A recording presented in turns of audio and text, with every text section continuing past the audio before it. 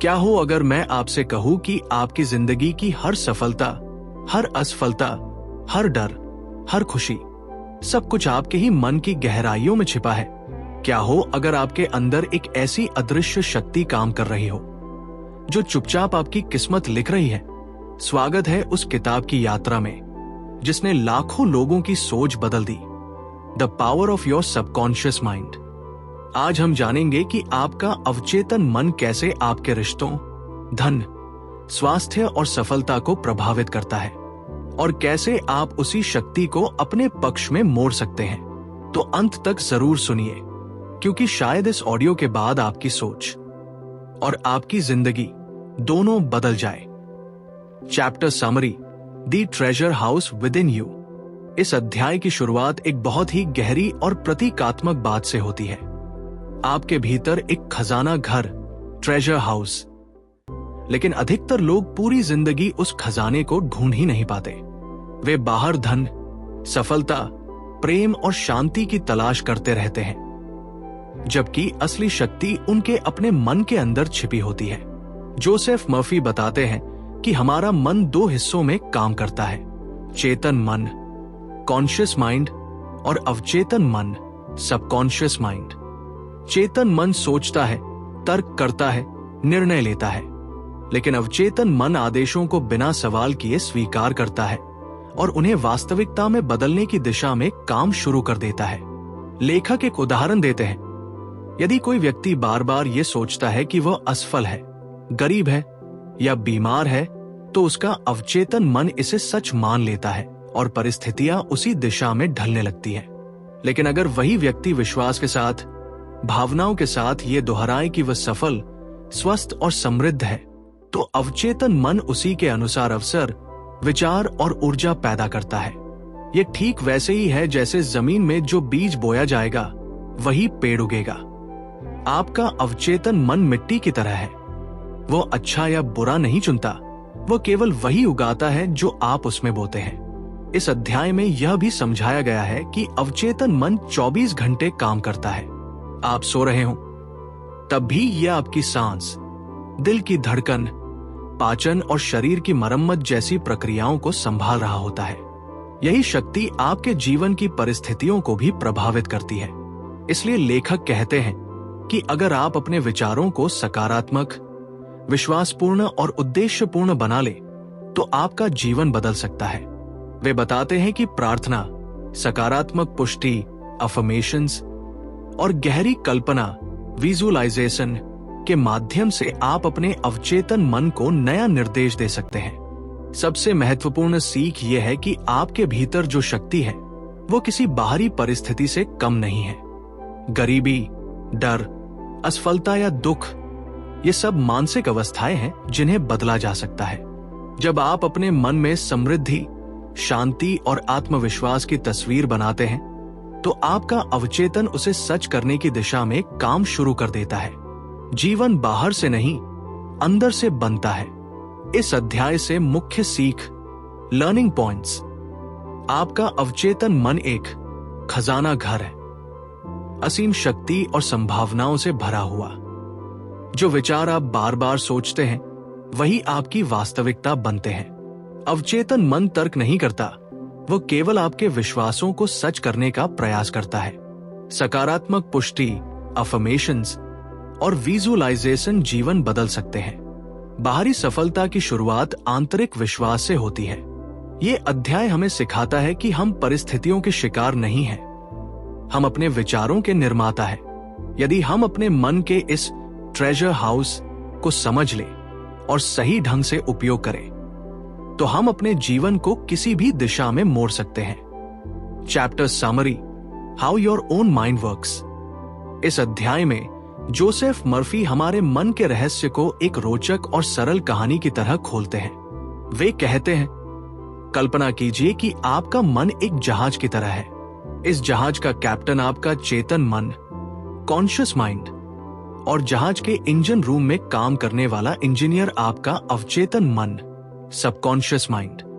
Captain दिशा तय करता है, लेकिन जहाज को आगे बढ़ाने का असली काम इंजन करता है।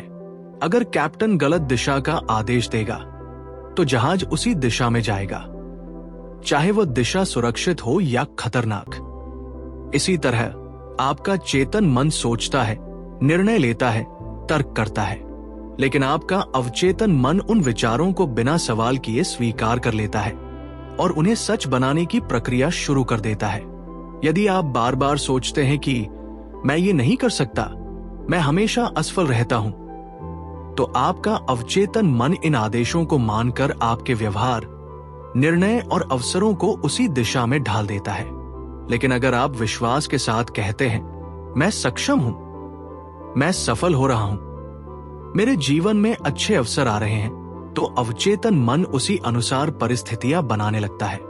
मर्फी ये भी बताते हैं कि चेतन मन बीज बोने वाला किसान है और अवचेतन मन उर्वर भूमि। भूमि ये नहीं पूछती कि बीज अच्छा है या बुरा, वो केवल उसे उगाती है। इसलिए अगर आप डर, संदेह और नकारात्मकता के बीज बोएंगे, तो जीवन में चिंता और असफलता उगेगी। लेकिन यदि आप आत्मविश्वास, विश्वास और सकारात्मक कल्पना के बीज बोएंगे, तो सफलता और शांति का वृक्ष उगेगा। इस अध्याय में एक और महत्वपूर्ण बात कही गई है। आपका अवचेतन मन भावनाओं की भाषा समझता है, सिर्फ शब्द नहीं, बल्कि उन शब्दों के पीछे का विश्वास और भावना ही असर डालती है।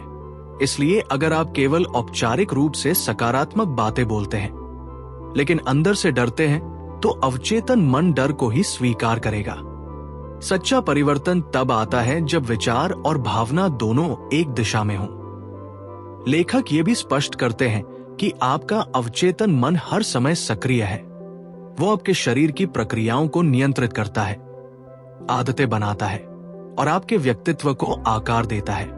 इसलिए यदि आप अपनी सोच बदलते हैं, तो आप धीरे धीरे अपनी आदतें, व्यवहार और जीवन की दिशा भी बदल सकते हैं। इस अध्याय से मुख्य सीख, लर्निंग पॉइंट्स। चेतन मन आदेश देता है, अवचेतन मन उसे वास्तविकता में बदलता है। आपके बार बार दोहराए गए विचार आपकी आदत और भाग्य बन जाते हैं। अवचेतन मन तर्क नहीं करता, वो विश्वास को सच मान लेता है। भावना और विश्वास के साथ किए गए सकारात्मक विचार अधिक प्रभावी होते हैं। अपने विचारों की जिम्मेदारी लेना ही जीवन को बदलने का पहला कदम है। ये अध्याय हमें सिखाता है कि हम अपने मन के मालिक हैं, लेकिन तभी जब हम समझे कि वो काम कैसे करता है। यदि हम अपने विचारों को सजगता से चुने, तो हम अपने जीवन की दिशा बदल सकते हैं। आपका भविष्य बाहर की परिस्थितियां तय नहीं करती, आपका मन तय करता है। Chapter summary, the miracle working power of your subconscious. इस अध्याय में जोसेफ मर्फी हमें ये महसूस कराते हैं कि हमारे भीतर एक ऐसी अदृश्य शक्ति काम कर रही है जो सचमुच चमत्कार कर सकती है, और वह है हमारा अवचेतन मन। वे कई प्रेरणादायक घटनाओं के माध्यम से बताते हैं कि जब व्यक्ति अपने भीतर विश्वास, कल्पना और सकारात्मक भावनाओं के बीज बोता है, तो उसका अवचेतन मन असंभव लगने वाली परिस्थितियों को भी बदल सकता है। लेखक समझाते हैं कि अवचेतन मन हमारे शरीर और जीवन दोनों को प्रभावित करता है। जब कोई व्यक्ति दृढ़ विश्वास के साथ स्वास्थ्य की कल्पना करता है, तो उसका अवचेतन मन शरीर की उपचार प्रक्रिया को सक्रिय कर देता है। वे कहते हैं कि असली चमत्कार बाहर से नहीं आता, वो अंदर से उत्पन्न होता है, चाहे वह प्रार्थना हो, ध्यान हो या गहरी आस्था। इन सब का प्रभाव इसलिए पड़ता है क्योंकि वे अवचेतन मन को एक स्पष्ट और शक्तिशाली संदेश देते हैं। मर्फी बताते हैं कि कई लोग केवल इसलिए स्वस्थ या सफल हुए क्योंकि उन्होंने विश्वास किया कि वे हो सकते हैं। यह विश्वास अवचेतन मन के लिए आदेश की तरह काम करता है। जैसे बीज मिट्टी में डालते ही वो धीरे धीरे अंकुरित होने लगता है, वैसे ही जब आप अपने मन में सफलता, स्वास्थ्य या समृद्धि की सजीव कल्पना करते हैं, तो आपका अवचेतन मन उस दिशा में कार्य शुरू कर देता है। वे ये भी स्पष्ट करते हैं कि अवचेतन मन तर्क से नहीं, बल्कि भावना और विश्वास से संचालित होता है। यदि आप डर, चिंता और संदेह को बार बार दोहराते हैं, तो वही चमत्कार नकारात्मक रूप में प्रकट हो सकता है। इसलिए लेखक चेतावनी देते हैं कि अपने विचारों के प्रति सजग रहना जरूरी है। अवचेतन मन न अच्छा पहचानता है, न बुरा, वो केवल आदेश को क्रियान्वित करता है। इस अध्याय का सबसे प्रेरक संदेश यह है कि चमत्कार कोई रहस्यमय शक्ति नहीं, बल्कि मन के नियमों का परिणाम है। जब व्यक्ति अपने भीतर शांति, विश्वास और सकारात्मक अपेक्षा को स्थापित कर लेता है, तो उसका जीवन धीरे धीरे बदलने लगता है। लेखक कहते हैं, जो आप गहराई से महसूस करते हैं, वही आपकी वास्तविकता बन जाता है। इस अध्याय से मुख्य सीख, लर्निंग पॉइंट्स। अवचेतन मन में अद्भुत उपचार और परिवर्तन की शक्ति है। विश्वास और भावना के साथ की गई कल्पना चमत्कार पैदा कर सकती है। प्रार्थना और ध्यान तभी प्रभावी होते हैं जब उनमें सच्चा विश्वास हो।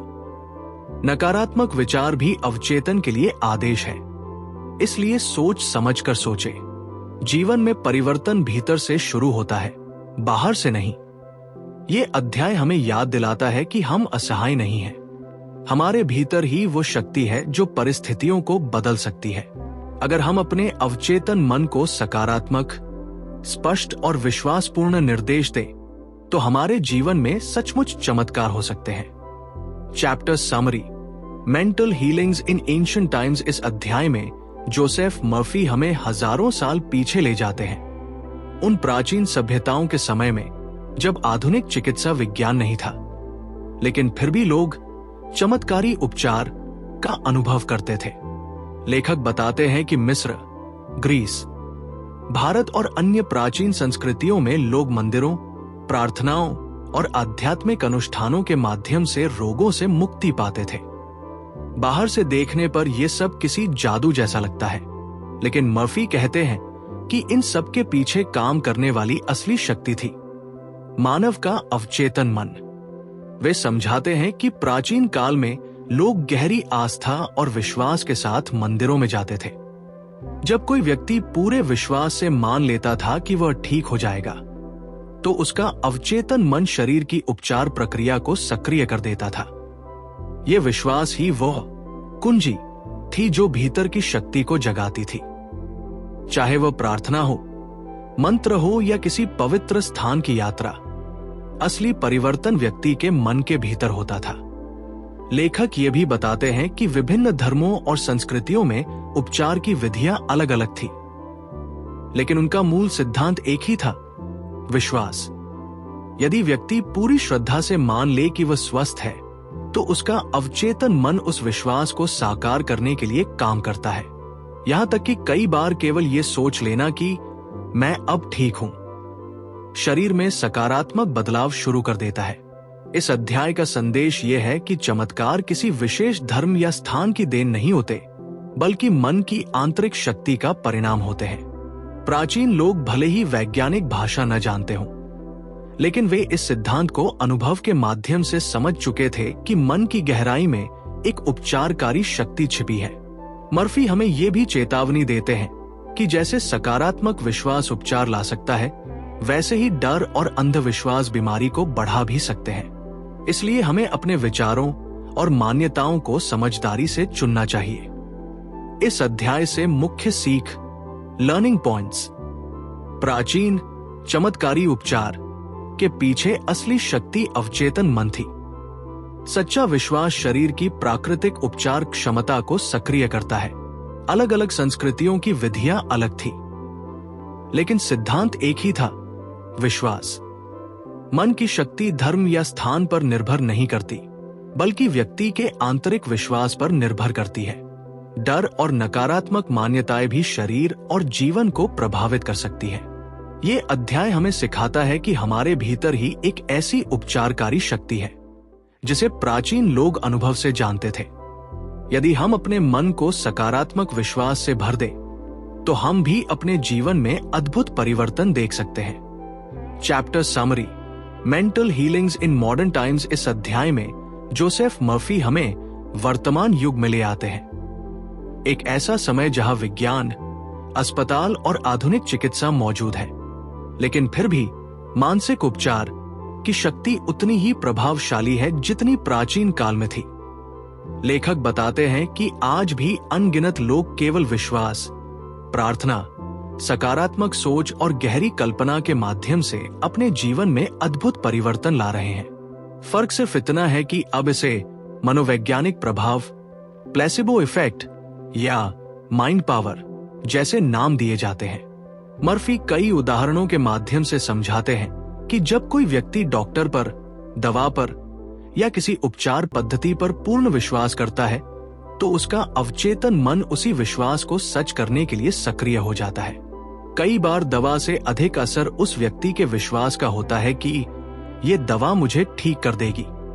यही कारण है कि कुछ मरीज आश्चर्यजनक रूप से जल्दी ठीक हो जाते हैं। लेखक कहते हैं, असली उपचार बाहर से नहीं बल्कि भीतर से शुरू होता है। वे ये भी समझाते हैं कि आधुनिक समय में लोग तनाव, चिंता और डर से अधिक पीड़ित हैं। ये भावनाएं अवचेतन मन में गहराई तक बैठ जाती हैं और शरीर पर नकारात्मक प्रभाव डालती हैं। लेकिन जब वही व्यक्ति अपने विचारों को बदलता है, सकारात्मक पुष्टि अफर्मेशंस करता है और अपने मन में स्वास्थ्य व शांति की तस्वीर बनाता है, तो धीरे धीरे शरीर और परिस्थितियां भी बदलने लगती हैं। इस अध्याय का मूल संदेश ये है कि विज्ञान और आध्यात्मिकता विरोधी नहीं है। दोनों इस बात को स्वीकार करते हैं कि मन का प्रभाव शरीर पर पड़ता है।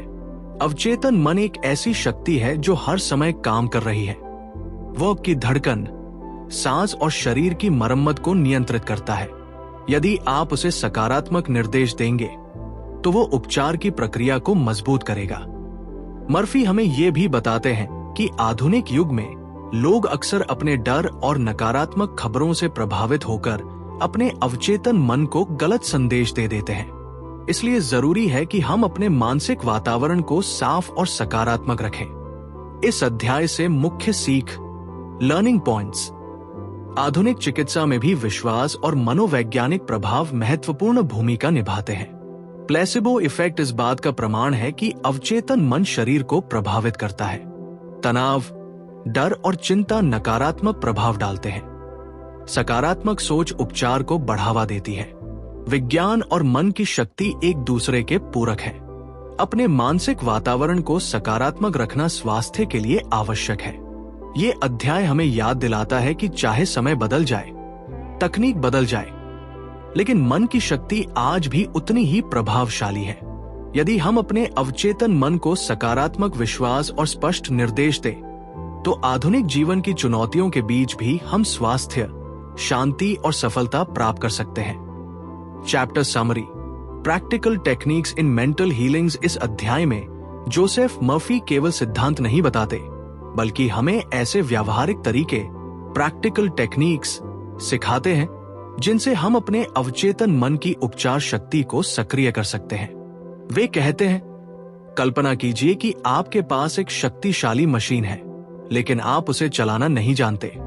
यही स्थिति हमारे मन की है। जब तक हम सही तकनीक नहीं जानते, तब तक उसकी शक्ति पूरी तरह प्रकट नहीं होती। मर्फी बताते हैं कि उपचार की सबसे प्रभावी तकनीक है गहरी शांति और विश्वास की अवस्था में जाना। जब हम सोने से पहले या सुबह उठते ही रिलैक्स अवस्था में होते हैं, तब हमारा चेतन मन शांत होता है और अवचेतन मन अधिक ग्रहणशील होता है। इस समय यदि हम स्पष्ट शब्दों और भावना के साथ स्वास्थ्य, शांति और समाधान की कल्पना करें, तो वह संदेश सीधे अवचेतन तक पहुंचता है। वे एक सरल तकनीक बताते हैं, समस्या पर नहीं, समाधान पर ध्यान दें। यदि आप बार बार बीमारी के बारे में सोचेंगे, तो अवचेतन उसी तस्वीर को मजबूत करेगा। लेकिन यदि आप अपने आप को पूर्णतः स्वस्थ और ऊर्जावान महसूस करते हुए कल्पना करेंगे, तो शरीर उसी दिशा में काम करना शुरू करेगा। ये ठीक वैसे ही है जैसे आप किसी फिल्म का दृश्य बार बार देख रहे हों। अवचेतन मन उस दृश्य को वास्तविकता मानने लगता है। एक और महत्वपूर्ण तकनीक है एफर्मेशन, सकारात्मक पुष्टि। जैसे, मेरे शरीर की हर कोशिका स्वस्थ और संतुलित है। लेकिन मर्फी चेतावनी देते हैं कि शब्दों से अधिक महत्वपूर्ण है भावनात्मक विश्वास। यदि आप केवल यांत्रिक तरीके से वाक्य दोहराएंगे, तो असर सीमित रहेगा। सच्चा परिवर्तन तब होता है जब शब्द, भावना और विश्वास एक साथ हो। वे ये भी बताते हैं कि कभी कभी केवल ये कहना, मेरे अवचेतन मन की असीम बुद्धि मुझे सही समाधान दे रही है, अभी पर्याप्त है।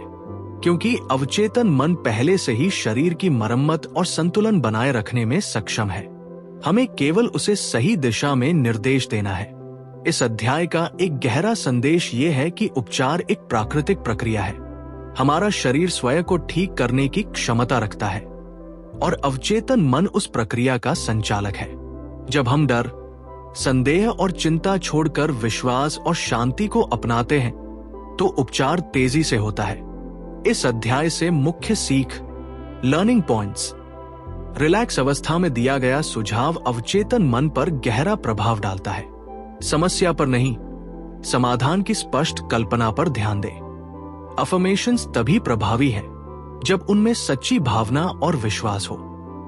अवचेतन मन शरीर की प्राकृतिक उपचार प्रक्रिया को नियंत्रित करता है। शांति और विश्वास उपचार की सबसे बड़ी कुंजी है।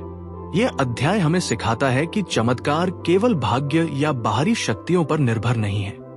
हमारे पास स्पष्ट और व्यावहारिक तकनीकें हैं जिनसे हम अपने मन की शक्ति को जागृत कर सकते हैं। जब हम अपने विचारों और भावनाओं को सही दिशा में निर्देशित करते हैं तो जीवन में स्वास्थ्य, संतुलन और शांति का उदय होता है।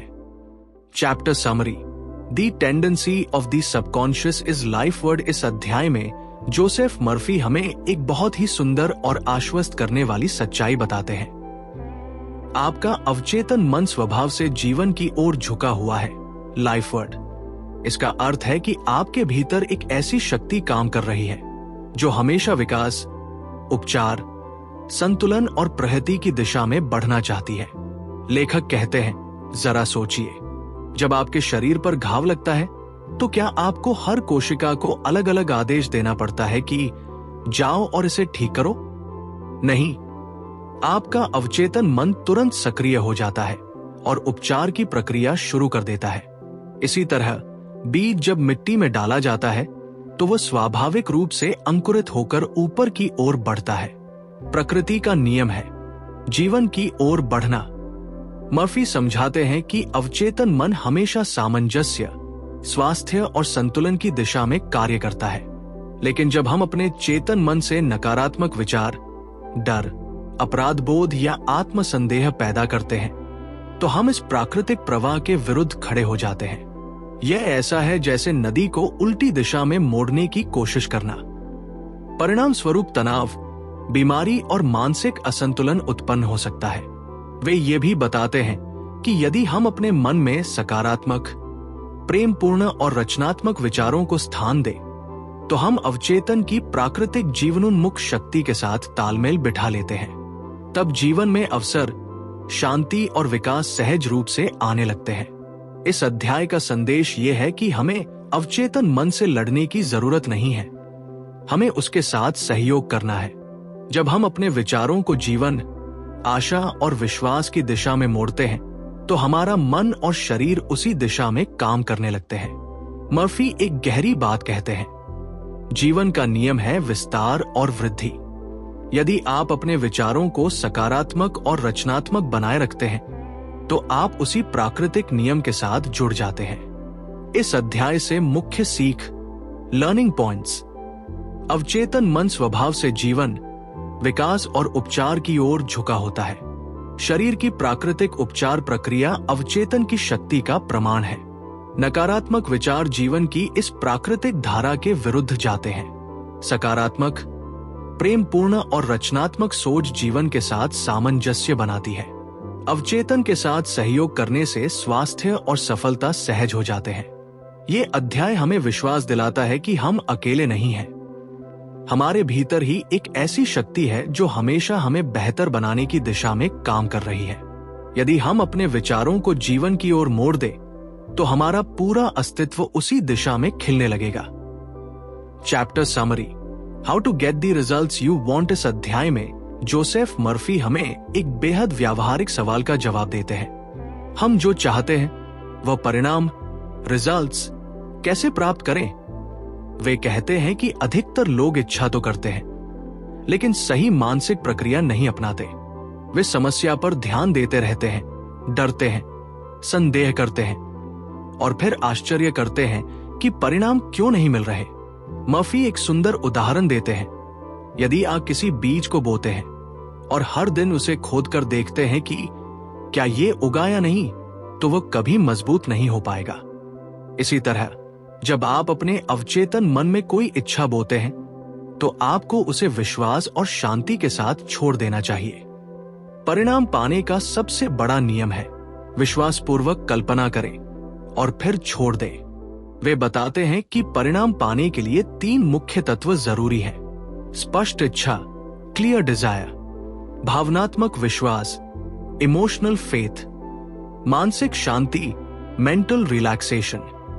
जब आप रिलैक्स अवस्था में अपनी इच्छा को पहले से पूरा हुआ महसूस करते हैं तो आपका अवचेतन मन उसे वास्तविकता बनाने के लिए काम शुरू कर देता है। लेकिन यदि आप हर समय कैसे होगा, कब होगा जैसे सवालों में उलझे रहते हैं तो आप संदेह का बीज बो देते हैं जो परिणाम में देरी कर सकता है। लेखक कहते हैं कि अवचेतन मन कैसे नहीं पूछता, वो केवल आदेश का पालन करता है। आपका काम है परिणाम की तस्वीर को स्पष्ट और जीवंत बनाना। उदाहरण के लिए, यदि आप सफलता चाहते हैं तो अपने आप को पहले से सफल महसूस करें जैसे वो अनुभव अभी हो रहा है। ये भावना अवचेतन के लिए संकेत बन जाती है। इस अध्याय का एक और महत्वपूर्ण संदेश है नकारात्मक मानसिक बहस से बचें। यदि आप कहते हैं मैं सफल हूं लेकिन भीतर से सोचते हैं शायद नहीं, तो आपका अवचेतन भ्रमित हो जाता है। इसलिए अपनी सोच में एकरूपता, कंसिस्टेंसी लाना आवश्यक है। मर्फी हमें सिखाते हैं कि परिणाम पाने की प्रक्रिया किसी जादू से कम नहीं लगती, लेकिन यह पूरी तरह मानसिक नियमों पर आधारित है। जब आप स्पष्ट इरादा, सकारात्मक भावना और शांत विश्वास के साथ अपने लक्ष्य की कल्पना करते हैं तो जीवन धीरे धीरे उसी दिशा में मुड़ने लगता है। इस अध्याय से मुख्य सीख, लर्निंग पॉइंट्स। परिणाम पाने के लिए स्पष्ट इच्छा और गहरा विश्वास जरूरी है। रिलैक्स अवस्था में की गई कल्पना अधिक प्रभावी होती है। कैसे पर नहीं, परिणाम की अनुभूति पर ध्यान दें। संदेह और नकारात्मक मानसिक बहस से बचें। बीज बोने के बाद उसे विश्वास के साथ छोड़ देना चाहिए। ये अध्याय हमें ये समझाता है कि हम अपने जीवन के परिणामों के निर्माता हैं। जब हम अपने मन में स्पष्ट और सकारात्मक चित्र बनाते हैं और उसे विश्वास के साथ स्वीकार करते हैं तो अवचेतन मन उसे वास्तविकता में बदलने के लिए काम करने लगता है। परिणाम बाहर नहीं, पहले भीतर जन्म लेते हैं। Chapter summary, how to use the power of your subconscious for wealth. इस अध्याय में जोसेफ मर्फी धन, वेल्थ को केवल पैसों से नहीं बल्कि मानसिक स्थिति से जोड़ते हैं। वे कहते हैं गरीबी बाहर की परिस्थिति नहीं बल्कि अक्सर भीतर की सोच का परिणाम होती है। कल्पना कीजिए, 2 लोग एक ही शहर में एक ही अवसरों के बीच रहते हैं। एक व्यक्ति हमेशा कहता है पैसा कमाना मुश्किल है, मेरे पास कभी पर्याप्त नहीं होगा, जबकि दूसरा व्यक्ति विश्वास करता है अवसर हर जगह है, मैं समृद्धि को आकर्षित कर रहा हूं। समय के साथ दोनों की वास्तविकता अलग अलग बन जाती है। क्यों? क्योंकि उनका अवचेतन मन अलग अलग आदेशों का पालन कर रहा है। मर्फी बताते हैं कि यदि आप लगातार ये सोचते हैं कि पैसा बुरा है या अमीर लोग गलत तरीके से कमाते हैं तो आपका अवचेतन मन धन को अपने जीवन से दूर रखने की कोशिश करेगा। लेकिन यदि आप धन को स्वतंत्रता, सेवा और विकास का साधन मानते हैं तो आपका अवचेतन मन आपके लिए अवसरों के द्वार खोलने लगेगा। लेखक समझाते हैं कि धन प्राप्त करने का पहला कदम है अंदरूनी विरोध, इनर कॉन्फ्लिक्ट को खत्म करना। यदि आप अमीर बनना चाहते हैं लेकिन भीतर से अपराध बोध या संदेह रखते हैं तो ये मानसिक संघर्ष परिणामों को रोक देगा। इसलिए रोज ये पुष्टि, एफर्मेशन करना कि मैं समृद्धि का हकदार हूं, अवचेतन मन को नया निर्देश देता है। वे एक और महत्वपूर्ण बात बताते हैं, धन को लेकर चिंता और डर उसे और दूर कर देते हैं। यदि आप हर समय पैसों की कमी के बारे में सोचते हैं तो वही स्थिति मजबूत होती है। लेकिन यदि आप विश्वास के साथ कहते हैं मेरे जीवन में समृद्धि का प्रवाह लगातार बढ़ रहा है, तो आपका अवचेतन मन उसी प्रवाह को सशक्त करता है। मर्फी ये भी स्पष्ट करते हैं कि केवल कल्पना करना पर्याप्त नहीं है। सकारात्मक मानसिकता आपको सही निर्णय लेने, नए अवसर पहचानने और साहस के साथ कदम बढ़ाने की प्रेरणा देती है। यानी धन की शुरुआत मन से होती है, लेकिन उसे वास्तविकता में बदलने के लिए कार्य भी आवश्यक है। इस अध्याय से मुख्य सीख, लर्निंग पॉइंट्स। धन पहले मानसिक स्थिति में जन्म लेता है, फिर वास्तविकता में। पैसे के प्रति नकारात्मक मान्यताएं समृद्धि को रोक सकती है। सकारात्मक पुष्टि, अफर्मेशंस, अवचेतन को समृद्धि की दिशा में प्रोग्राम करती है। चिंता और डर धन के प्रवाह को बाधित करते हैं। समृद्ध मानसिकता सही अवसरों और निर्णयों की ओर ले जाती है। यह अध्याय हमें सिखाता है कि समृद्धि कोई संयोग नहीं है, यह मानसिक नियमों का परिणाम है। जब हम धन को सम्मान, कृतज्ञता और सकारात्मक दृष्टिकोण से देखते हैं, तो हमारा अवचेतन मन उसे हमारे जीवन में आकर्षित करने के लिए काम करने लगता है। असली खजाना बाहर नहीं, हमारे विचारों और विश्वासों में छिपा है। Chapter summary, your right to be rich. इस अध्याय में जोसेफ मर्फी एक बहुत गहरी और कभी कभी विवादास्पद लगने वाली बात कहते हैं। अमीर होना आपका जन्म सिद्ध अधिकार है। वे धन को केवल पैसों की गिनती नहीं मानते, बल्कि उसे पूर्ण जीवन जीने की स्वतंत्रता, सुरक्षा और सेवा की क्षमता से जोड़ते हैं। वे कहते हैं, जैसे आपको खुश रहने का अधिकार है, स्वस्थ रहने का अधिकार है, वैसे ही समृद्ध होने का भी अधिकार है।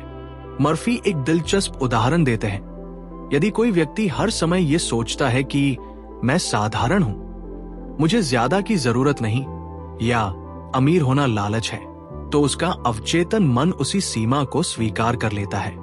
लेकिन यदि कोई व्यक्ति ये विश्वास करता है कि वह बेहतर जीवन, आराम, शिक्षा, यात्रा और अपने परिवार के लिए सुख सुविधाओं का हकदार है, तो उसका अवचेतन मन उसे उस दिशा में आगे बढ़ाने लगता है। लेखक यह भी स्पष्ट करते हैं कि अमीर होना स्वार्थी होना नहीं है।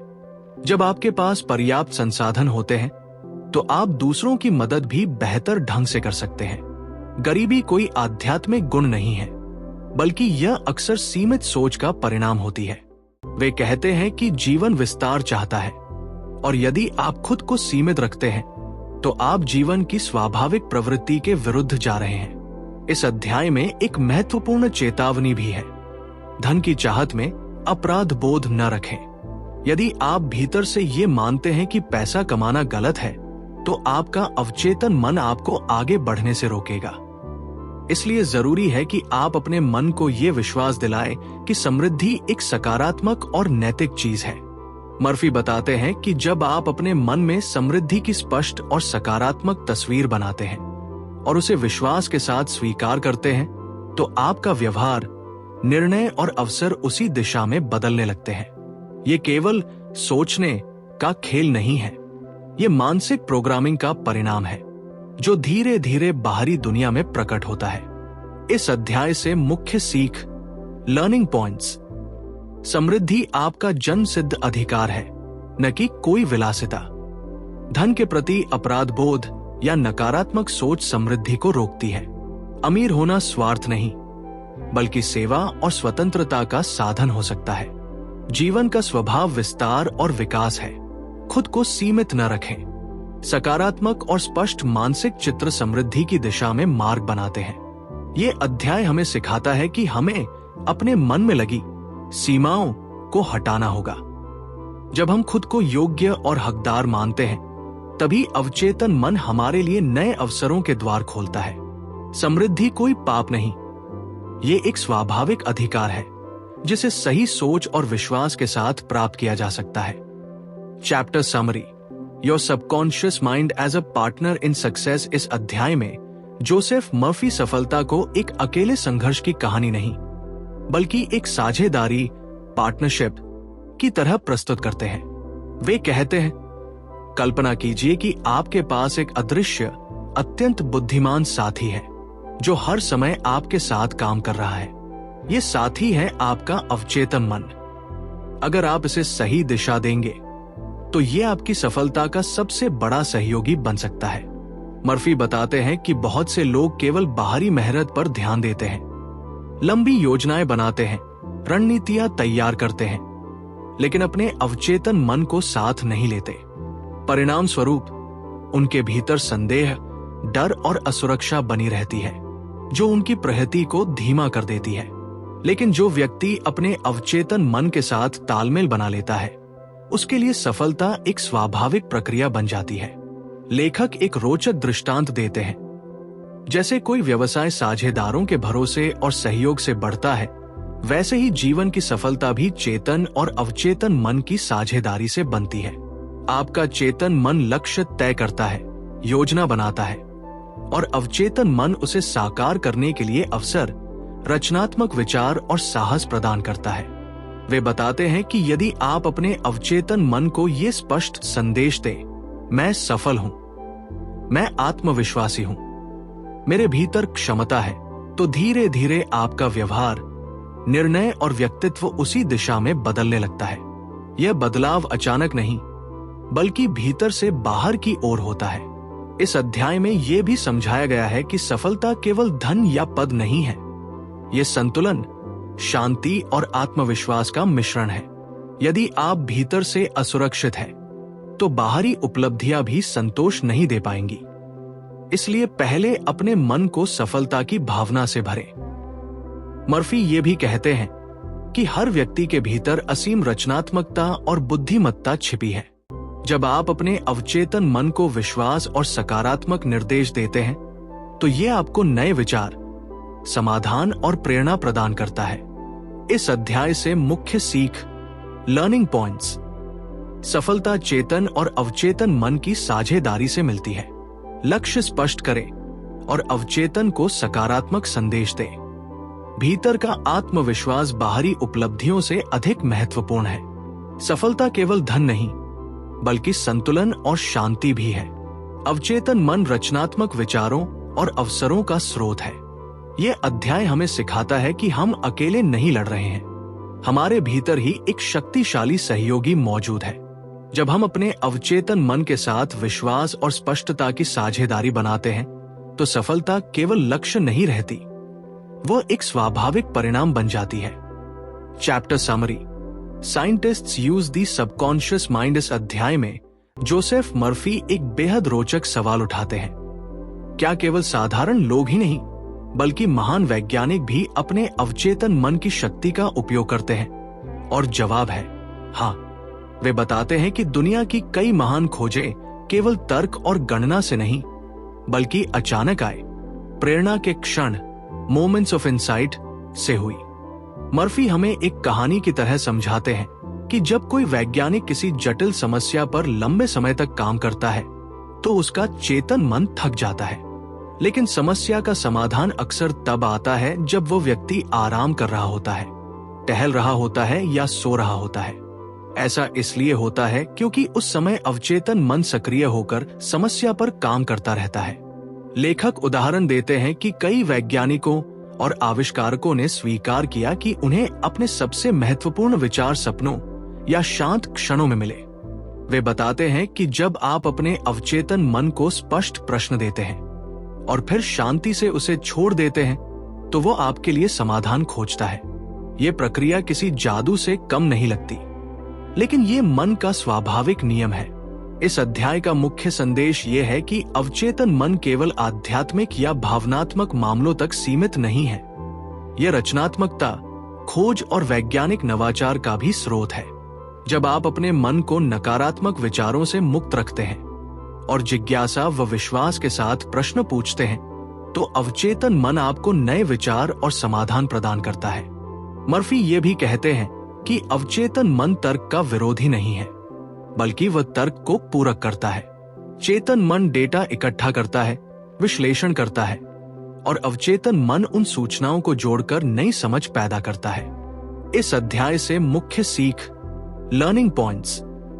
महान वैज्ञानिक भी अवचेतन मन की शक्ति का उपयोग करते हैं। समाधान अक्सर तब आता है जब चेतन मन शांत होता है। स्पष्ट प्रश्न पूछकर अवचेतन को काम सौंपे। रचनात्मकता और नवाचार का स्रोत भीतर का मन है। चेतन और अवचेतन मिलकर समस्या समाधान को संभव बनाते हैं। ये अध्याय हमें सिखाता है कि हम सभी के भीतर एक रचनात्मक प्रयोगशाला छिपी है। यदि हम अपने अवचेतन मन को विश्वास और स्पष्ट दिशा दें, तो हम भी नए विचारों और समाधानों को जन्म दे सकते हैं। विज्ञान और मन की शक्ति विरोधी नहीं, बल्कि सहयोगी है। Chapter summary, your subconscious and the wonders of sleep. इस अध्याय में जोसेफ मर्फी हमें एक ऐसी अवस्था के बारे में बताते हैं जिसे हम हर दिन अनुभव करते हैं, लेकिन उसकी गहराई को समझते नहीं। नींद, स्लीप। वे कहते हैं जब आप सोते हैं तो आपका शरीर आराम करता है, लेकिन आपका अवचेतन मन कभी नहीं सोता। वो लगातार काम करता रहता है। आपकी सांसें चलती रहती है, दिल धड़कता रहता है, शरीर की कोशिकाएं खुद को ठीक करती रहती है। मर्फी इस अध्याय को एक रहस्यमय लेकिन सच्ची कहानी की तरह प्रस्तुत करते हैं। वे बताते हैं कि रात का समय आपके अवचेतन मन से संवाद करने का सबसे शक्तिशाली अवसर है। जब आप सोने से पहले शांत अवस्था में होते हैं, तब आपका चेतन मन धीरे धीरे शांत हो जाता है और अवचेतन मन अधिक ग्रहणशील हो जाता है। यही वह समय है जब आप अपने मन में सकारात्मक विचार, स्पष्ट इच्छाएं और समाधान के बीज बो सकते हैं। लेखक समझाते हैं कि यदि आप सोने से पहले चिंता, डर और नकारात्मक सोच में डूबे रहते हैं, तो आपका अवचेतन उसी मानसिक अवस्था को गहरा कर देता है। परिणाम स्वरूप नींद बेचैन हो सकती है और सुबह उठते समय मन भारी लग सकता है। लेकिन यदि आप सोने से पहले शांति, कृतज्ञता और समाधान की भावना के साथ मन को भरते हैं, तो अवचेतन रात भर उसी दिशा में काम करता है। मर्फी एक सुंदर सुझाव देते हैं। यदि आपके सामने कोई समस्या है, तो सोने से पहले अपने अवचेतन मन से कहें, मुझे सही समाधान दिखाओ। फिर विश्वास के साथ सो जाए। कई बार सुबह उठते ही अचानक कोई नया विचार या स्पष्टता मिलती है। ये कोई चमत्कार नहीं, बल्कि अवचेतन की सक्रियता है। वे ये भी कहते हैं कि अच्छी नींद केवल शरीर के लिए नहीं, बल्कि मानसिक संतुलन के लिए भी आवश्यक है। जब आप पर्याप्त और शांतिपूर्ण नींद लेते हैं, तो आपका मन अधिक स्पष्ट, रचनात्मक और संतुलित रहता है।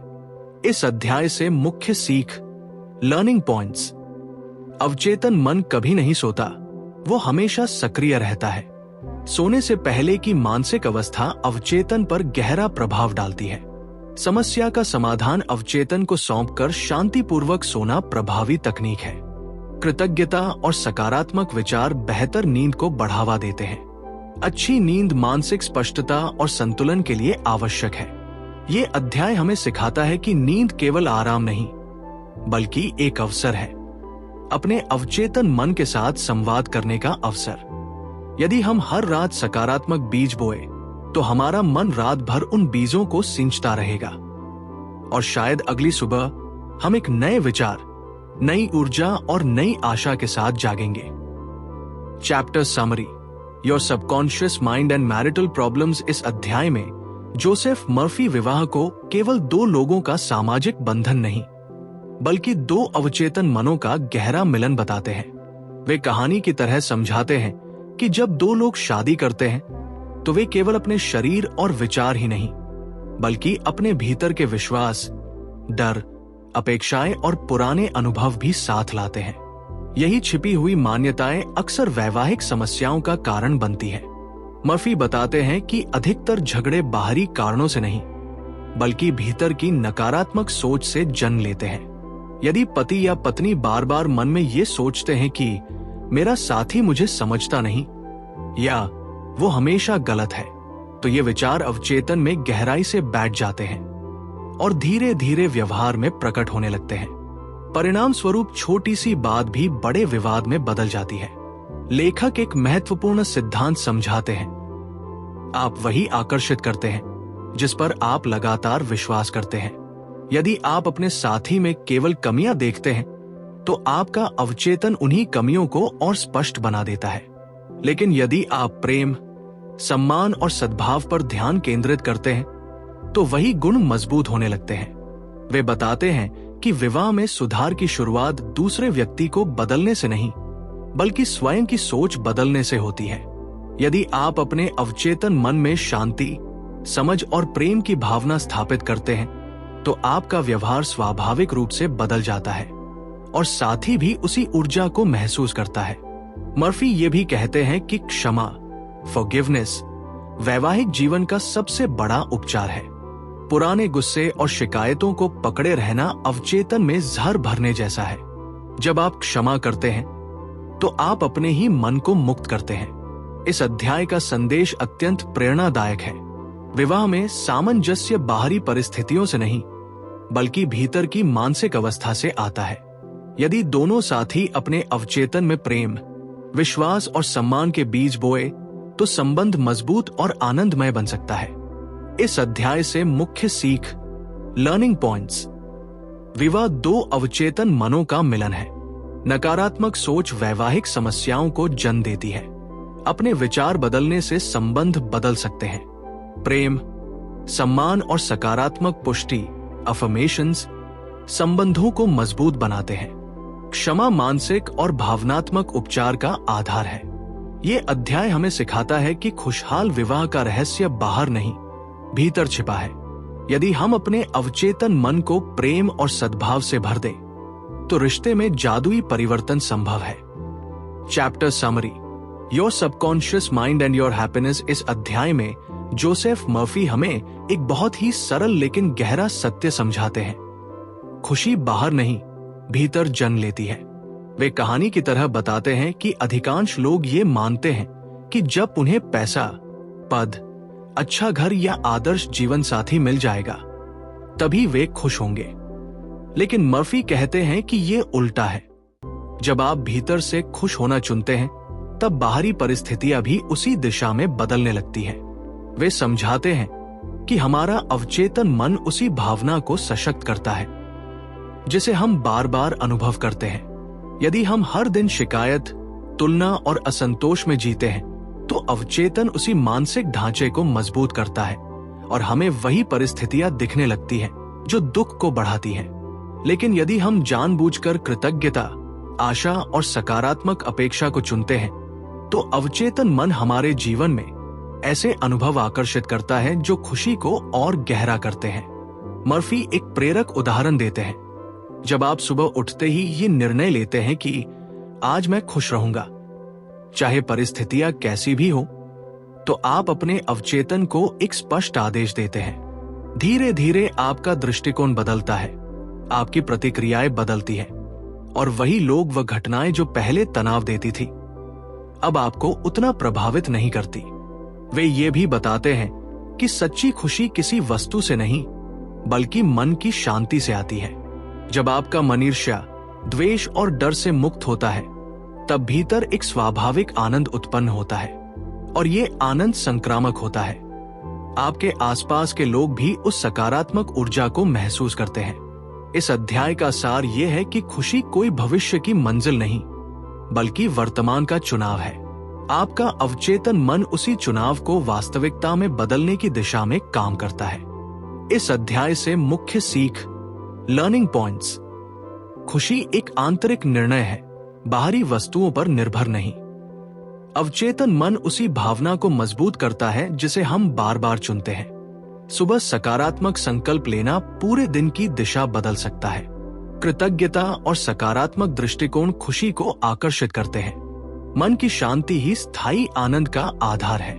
ये अध्याय हमें याद दिलाता है कि हमारे भीतर एक ऐसा स्रोत है जो कभी खाली नहीं होता। वो है हमारा अवचेतन मन। यदि हम उसमें खुशी के बीज बोए, तो जीवन में संतोष और आनंद के फूल अवश्य खिलेंगे।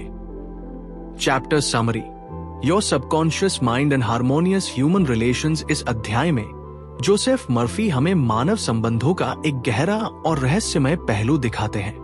वे बताते हैं कि हमारे रिश्ते केवल बाहरी व्यवहार या शब्दों से नहीं बनते, बल्कि हमारे भीतर छिपे विचारों और भावनाओं से आकार लेते हैं। जैसे किसी शांत झील में फेंका गया पत्थर दूर तक लहरें पैदा करता है, वैसे ही हमारे अवचेतन मन में छिपे विचार हमारे आसपास के लोगों तक पहुंचते हैं और प्रतिक्रिया के रूप में वापस लौटते हैं। मर्फी समझाते हैं कि यदि हम दूसरों के प्रति ईर्ष्या, आलोचना, क्रोध या संदेह रखते हैं, तो हमारा अवचेतन मन इन्हीं भावनाओं को ऊर्जा देता है और परिणाम स्वरूप हमारे संबंध तनावपूर्ण हो जाते हैं। अक्सर हम सोचते हैं कि समस्या सामने वाले व्यक्ति में है, लेकिन लेखक कहते हैं कि असली जड़ हमारी अपनी मानसिक धारणाएं होती है। यदि हम अपने मन में किसी के लिए नकारात्मक छवि बना लेते हैं तो हमारा व्यवहार अनजाने में उसी छवि को पुष्ट करता है।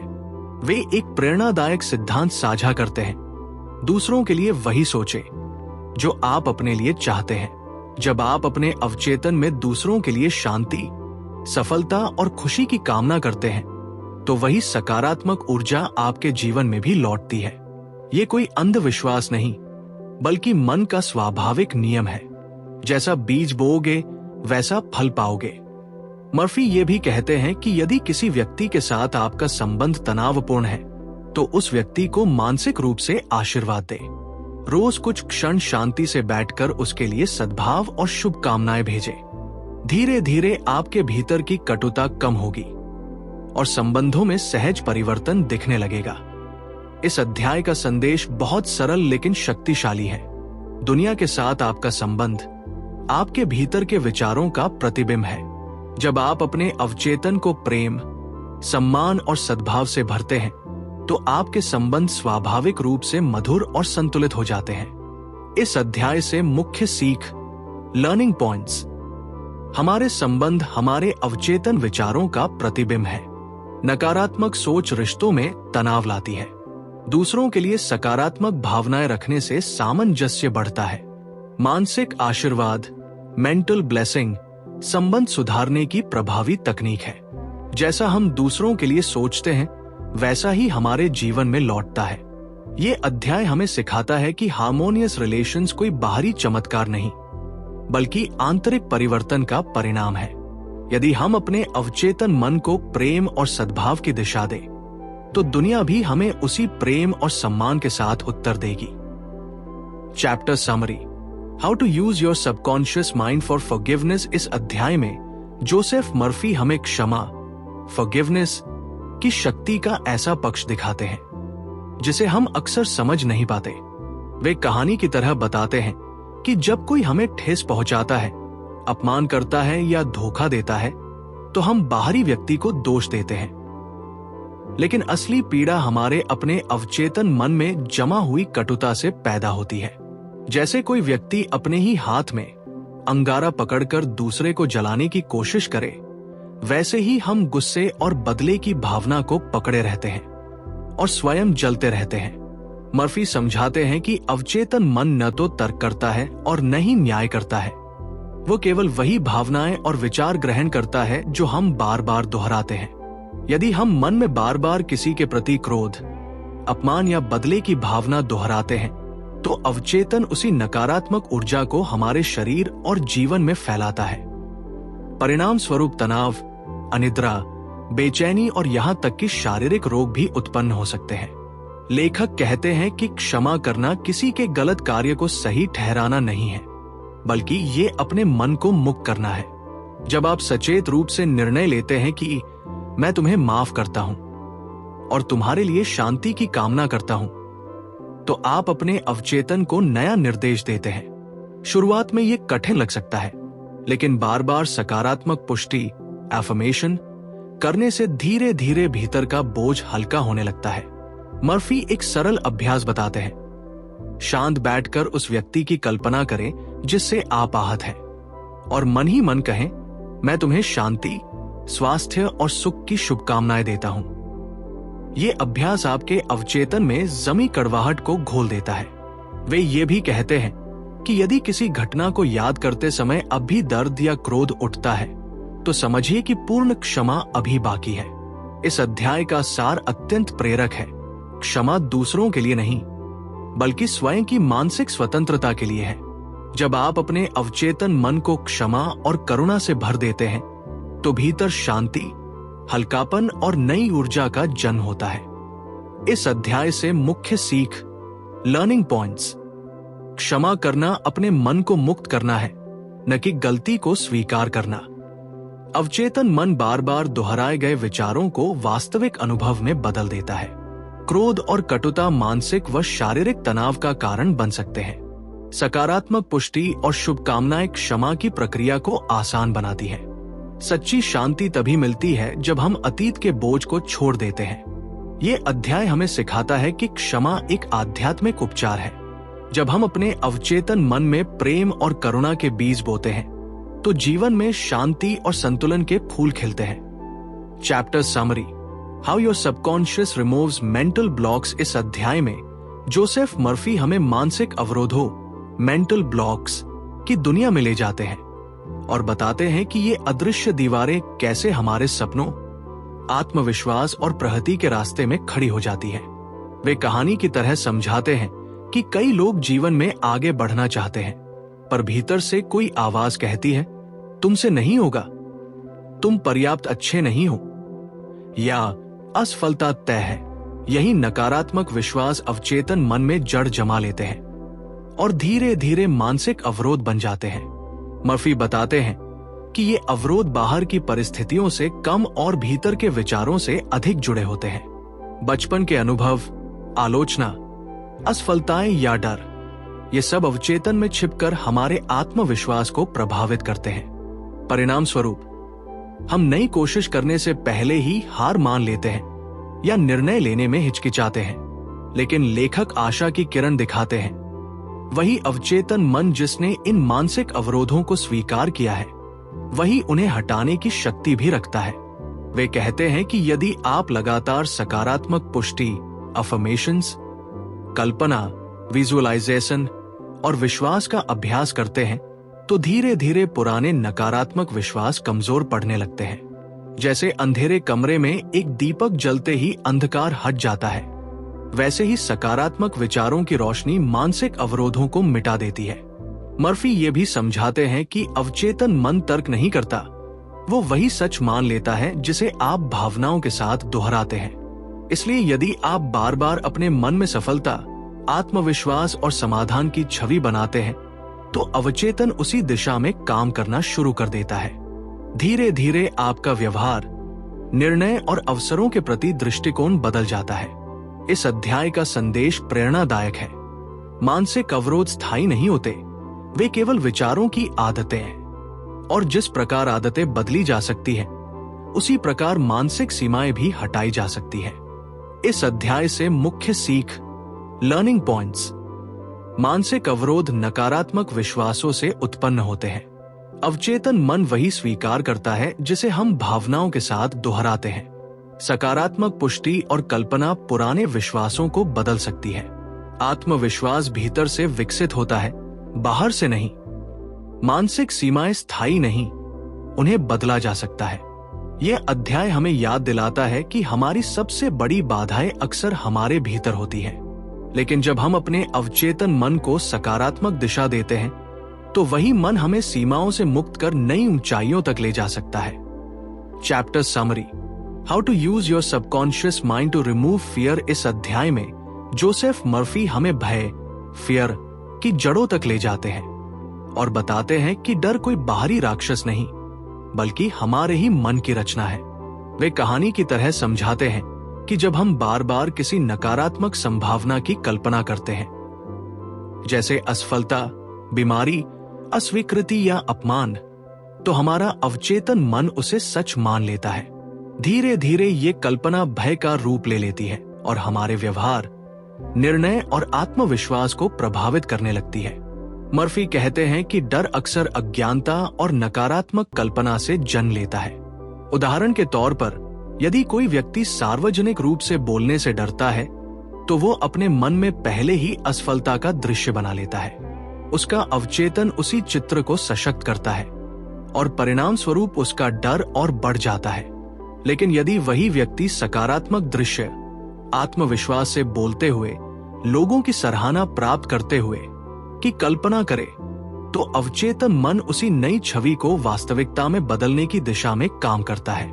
लेखक एक सरल लेकिन शक्तिशाली सिद्धांत बताते हैं। जिस विचार को आप बार बार दोहराते हैं, वही आपकी वास्तविकता बनता है। इसलिए यदि आप डर को हटाना चाहते हैं, तो आपको उसके विपरीत भावना, विश्वास, साहस और सकारात्मक अपेक्षा को अपने अवचेतन में स्थापित करना होगा। मर्फी ये भी समझाते हैं कि डर से भागना समाधान नहीं है, बल्कि उसे समझकर और सकारात्मक विचारों से बदलकर ही आप उससे मुक्त हो सकते हैं। वे सुझाव देते हैं कि जब भी डर महसूस हो तुरंत अपने मन में ये पुष्टि करें, मैं सुरक्षित हूं, मैं सक्षम हूं और मैं आत्मविश्वास से भरा हूं। धीरे धीरे अवचेतन मन इस नए संदेश को स्वीकार कर लेता है और भय की पकड़ ढीली होने लगती है। इस अध्याय का सार यह है कि भय एक मानसिक आदत है और हर आदत की तरह इसे बदला जा सकता है। आपका अवचेतन मन वही मानता है जो आप उसे विश्वास के साथ सिखाते हैं। इस अध्याय से मुख्य सीख, लर्निंग पॉइंट्स। भय अक्सर नकारात्मक कल्पना और अज्ञानता से जन्म लेता है। अवचेतन मन कल्पनाओं को वास्तविक अनुभव में बदल सकता है। सकारात्मक दृश्य और पुष्टि, अफर्मेशंस, डर को कम कर सकते हैं। साहस डर की अनुपस्थिति नहीं, बल्कि सकारात्मक विश्वास की उपस्थिति है। मानसिक आदतों को बदला जा सकता है।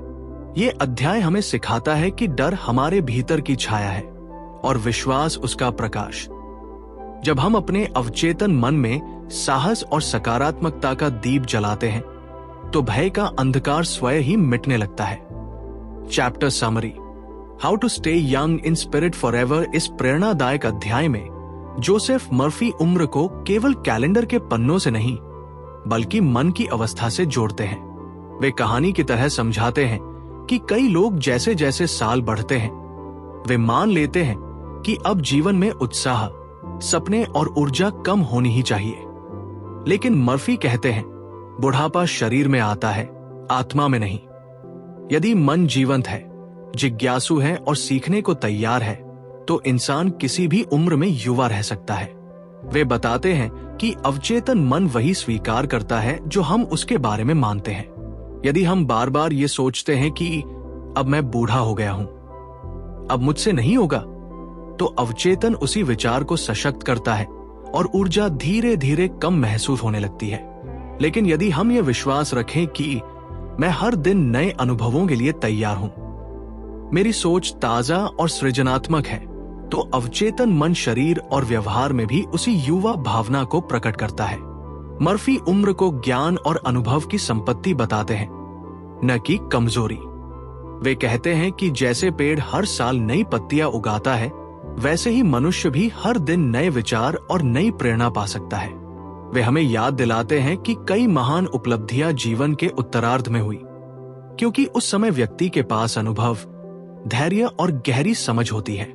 लेखक ये भी समझाते हैं कि कड़वाहट, पछतावा और भय मन को बूढ़ा बना देते हैं, जबकि प्रेम, कृतज्ञता और उत्साह मन को युवा बनाए रखते हैं। जब आप अपने अवचेतन में सकारात्मक विचार, नए लक्ष्य और सेवा की भावना रखते हैं तो जीवन में नई ऊर्जा का प्रवाह बना रहता है। इस अध्याय का सार अत्यंत उत्साहवर्धक है। उम्र बढ़ना स्वाभाविक है, लेकिन मन से बूढ़ा होना एक चुनाव है। यदि आप सीखना, सपने देखना और सकारात्मक सोचना जारी रखते हैं तो आपकी आत्मा सदैव युवा रह सकती है। इस अध्याय से मुख्य सीख, लर्निंग पॉइंट्स। उम्र केवल संख्या है, वास्तविक युवा अवस्था मन की होती है। अवचेतन मन हमारे विश्वासों को वास्तविक अनुभव में बदलता है। जिज्ञासा और सीखने की इच्छा मन को जीवंत रखती है। कृतज्ञता और सकारात्मक सोच ऊर्जा को बनाए रखती है। अनुभव और ज्ञान जीवन के उत्तरार्ध की सबसे बड़ी ताकत है। ये अध्याय हमें सिखाता है कि जीवन की हर सुबह एक नया आरंभ है। यदि हम अपने अवचेतन मन को उत्साह, आशा और प्रेम से भर दें, तो हम सचमुच स्पिरिट में हमेशा युवा रह सकते हैं। और इसी के साथ हमारी ये अद्भुत यात्रा यही समाप्त होती है। लेकिन असली शुरुआत अब आपके जीवन में होने वाली है। The power of your subconscious mind हमें ये सिखाती है कि हमारी परिस्थितियां नहीं, बल्कि हमारे भीतर के विचार हमारी दुनिया बनाते हैं। यदि आपने इस ऑडियो बुक को ध्यान से सुना है, तो अब आप जानते हैं कि आपके अंदर एक असीम शक्ति है जो आपके स्वास्थ्य, रिश्तों, सफलता और खुशियों को बदल सकती है। बस जरूरत है विश्वास की, सकारात्मक सोच की और निरंतर अभ्यास की। याद रखिए, आपका अवचेतन मन हमेशा सुन रहा है, इसलिए उसे वही संदेश दीजिए जो आप अपनी जिंदगी में देखना चाहते हैं। अगर ये ऑडियो आपको प्रेरित करे तो इसे अपने जीवन में लागू कीजिए, क्योंकि असली जादू सुनने में नहीं, करने में है। धन्यवाद इस यात्रा का हिस्सा बनने के लिए, और याद रखिए, आपकी कहानी अभी शुरू हुई है।